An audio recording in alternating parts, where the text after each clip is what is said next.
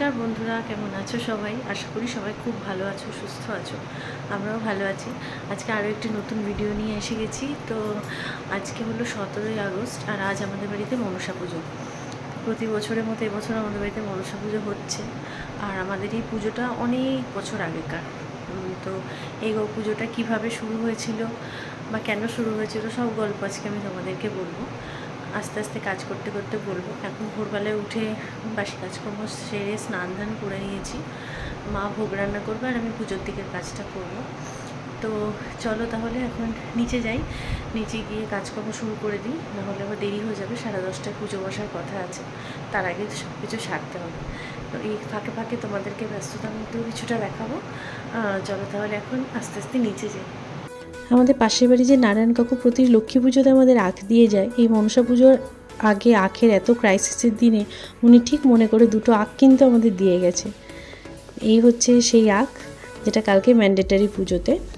আর সবজিগুলো আমরা পুজোর আগের দিন রাত্রেবেলাতেই কেটে রেখে দিই, কারণ সকালবেলায় যেহেতু 10টা সাড়ে 10টার মধ্যে আমাদের পুজো বসে যায়, সেই জন্য সকালবেলায় তরকারি কেটে রান্না করাটা ইম্পসিবল হয়ে যায়। তাই সমস্ত তরকারি কেটে রেখে দিয়েছিলাম আগের দিন রাতে মা ভোগের রান্না করতে বসে গেছে। ওদিকে আমিও সমস্ত রেডি করে দিয়েছি ঠাকুর ঘরে। কাকু চলে এসেছে পুজো করতে। এই হচ্ছে আমাদের মা মনসা, খুব সুন্দর, প্রতি বছর খুব ভালো হয়। একটু অন্যরকম আমাদের ঠাকুরের মূর্তিটা তোমরা দেখছো। এই পুজোটা কি করে শুরু হয়েছিল সেটা আমি তোমাদের একটু পরে বলছি। এদিকে দেখো যারা প্রসাদ পুজো দিয়ে গেছে প্রত্যেকটা নাম গোত্র লিখে পাশে রাখা আছে। এই হলো আমাদের আগের বছরের মনসা ঠাকুর। তো পুজো আমাদের এইভাবেই শুরু হলো।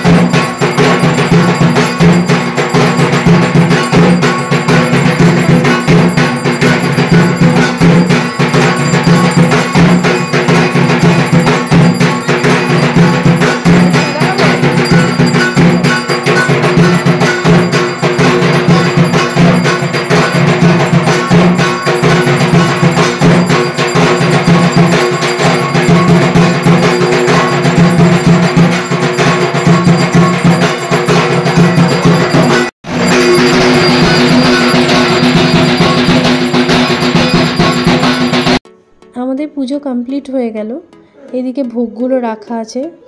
এবার আমরা একটু প্রসাদ মুখে দেব। তো দেখো দুধ কলাগুলো আর প্রসাদগুলো আস্তে আস্তে সবাই নিতে আসবে, প্রত্যেককে ঠাকুরের প্রসাদ দিয়ে দেবো, নাম ধরে ধরে বলবে সেই মতো। যেহেতু এই পুজোটা অনেক পুরনো, সেই জন্য আমাদের পাড়ার বহু মানুষ আসে আমাদের বাড়িতে এই দিনকে কিন্তু পুজো দিতে। ঠাকুর আনার পর থেকেই মিষ্টির খুব ভালো লাগছিল, ও একটু আদর করতে চাইছিল ঠাকুরকে। প্রতি বছরই ও করে, যেই ঠাকুরই আসে আমাদের বাড়িতে ও খুব ভালোবাসে নতুন ঠাকুর দেখতে, ও আদর করে ওদেরকে।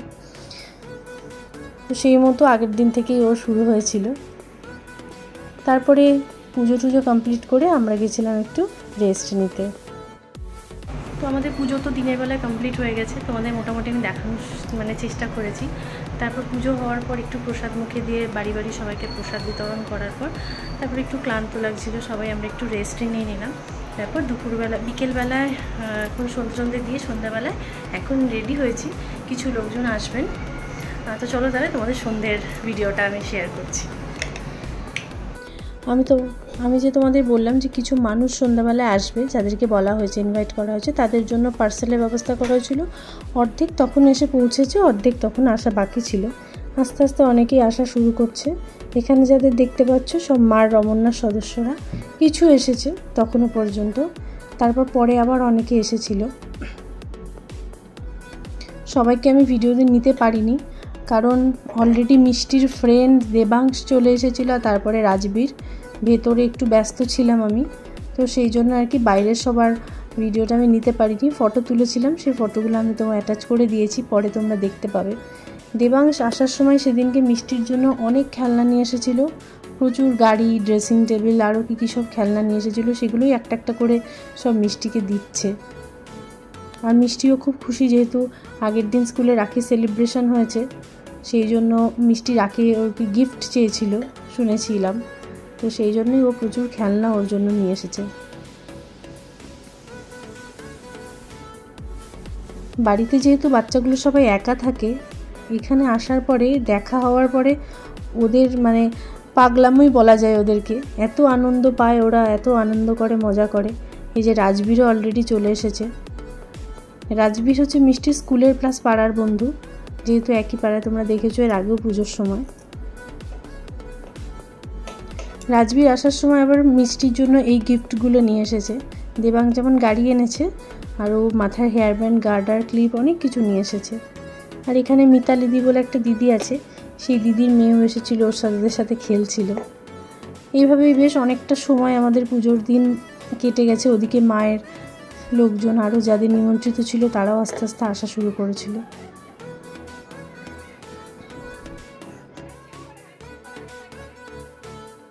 আমার মা দাদাও এসেছিল, দাদা দুদিন আগে দিল্লি থেকে ফিরেছে। তো আস্তে আস্তে ওদের সবারই যাওয়ার সময় হয়ে যাচ্ছিল, সেই জন্য মিষ্টিরও মনটা খারাপ করছিল, কিছু করার নেই।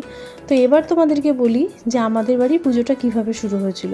আমার শ্বশুরমশাই বাবার যখন 9 বছর বয়স, তখন বাবাকে একবার সাপে কেটেছিল। তো তারপরে আমার ঠাম্মা পুজোটা শুরু করেন সেই সাপে কাটার পর থেকে। তো তখন পুজো অনেক বড় করে হতো, পাড়ার মহিলারা সবাই আসতেন, 1 মাস ধরে মা মনসা মনসামঙ্গল পড়া হতো, এখানে বলি দিয়ে পুজো করা হতো। তারপর আমাদের দাদু মারা যাওয়ার পর থেকে আস্তে আস্তে পুজোটা অনেকটাই ছোট হয়ে আসে। সেই পুজোটাই আজকে এইভাবেই আমরা পালন করি। 52-53 বছর বয়স হয়ে গেছে আমাদের পুজোটা। তো আমিও চেষ্টা করব, যতদিন আমার শরীরে ক্ষমতা থাকবে, আমি যতদিন পারবো এভাবেই পুজোটাকে ধরে রাখার। কারণ আমাদের মা মনসাকে মা লক্ষ্মী রূপে পুজো করা হয়, সেই জন্য আমাদের মা মনসা যেমন উনি অন্যরকম, আকৃতিটা, ওনার মূর্তিটা অন্যরকম, দেখতেও একদম মা লক্ষ্মীরই মতো। সেই জন্য আমাদের মা মনসাকে একদম ঘরের লক্ষ্মী মেয়ে রূপে পুজো করা হয়। তো এই হচ্ছে আমাদের পুজো শুরুর কাহিনী। বিয়ের পর থেকেই আমি দেখে আসছি এভাবেই আমাদের পুজো হচ্ছে। তো আমার ভিডিওটা আমি তাহলে আজকে এখানেই শেষ করছি। আবার দেখা হবে তোমাদের সাথে আরও একটা নতুন ভিডিওতে। ততদিন সবাই খুব ভালো থেকো, সুস্থ থেকো, সাবধানে থাকো। আর ভিডিওটা ভালো লাগলে একটা লাইক করে দিও, কেমন লাগলো অবশ্যই কমেন্ট করে জানিও। নমস্কার।